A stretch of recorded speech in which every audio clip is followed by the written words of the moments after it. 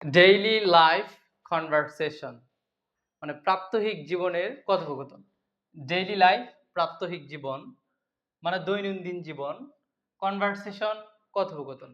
তো দৈনন্দিন জীবনের কথোপকথন। তো দৈনন্দিন জীবনটা আমরা কিভাবে শুরু করি? একটা দিনের শুরু কিভাবে হয়? ঘুম থেকে উঠি। তো আমি ঘুম থেকে উঠি, আই ওয়েক আপ। আমি ঘুম থেকে উঠি, আই ওয়েক আপ। আমি ঘুম থেকে উঠি। কয়টায়? ৫ টায়।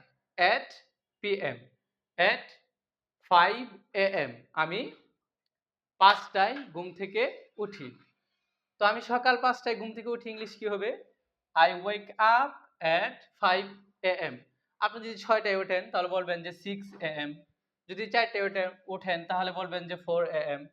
4 AM বলবেন। ঠিক আছে? আচ্ছা। তারপরের কাজ কি? দাঁত ব্রাশ করা, ফ্রেশ হওয়া, গোসল করা। তো দেখেন, তো আমি আমার দাঁত ব্রাশ করি কি হবে? I brush my teeth। I brush my teeth। আমি আমার দাঁত ব্রাশ করি। And take shower. এন্ড মানে হচ্ছে এবং, টেক শাওয়ার মানে হচ্ছে কি? গোসল করা।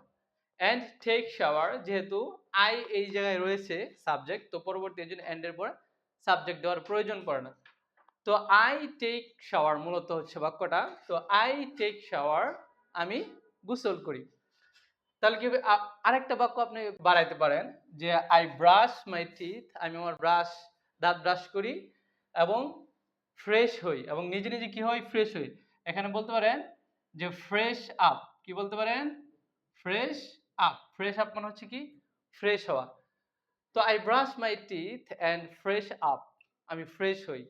অ্যান্ড টেক শাওয়ার, গোসল করি। আপনি যেটা করেন সেটা বলতে পারেন। আচ্ছা, এর পরবর্তী কি আছে? I go to school. আমি স্কুলে যাই। এরপরে কি করি? স্কুলে যাই। I go to school. অনেকে কাজে যায়, তাহলে বলতে পারেন যে আই গো টু ওয়ার্ক। আমি কাজে যাই। এট 8 AM। সকাল ৮ টায়। সকাল ৮ টায় আমি কি করি? কাজে যাই। ঠিক আছে? পরেরটা কি হবে? I have lunch. Have lunch মানে হচ্ছে দুপুরের খাবার খাওয়া। তো আই হ্যাভ লাঞ্চ, আমি দুপুরের খাবার খাই at 1 PM। দুপুর ১ টায়। তারপর আছে I come home at 6 PM। I come home মানে আমি বাসায় আসি। আই কাম হোম মানে কি? আমি বাসায় আসি at 6 PM। সন্ধ্যা ৬ টায়। আপনি যেই টাইমে আসেন সেই টাইমটা বলে দিবেন। আপনি যদি ৭ টায় আসেন তাহলে বলবেন যে 7 PM 7 PM। আচ্ছা। এরপরে কি করি? I go to bed.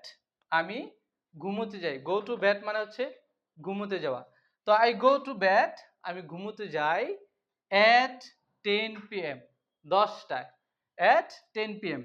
১০ টায়। তো আমি ১০ টায় ঘুমোতে যাই।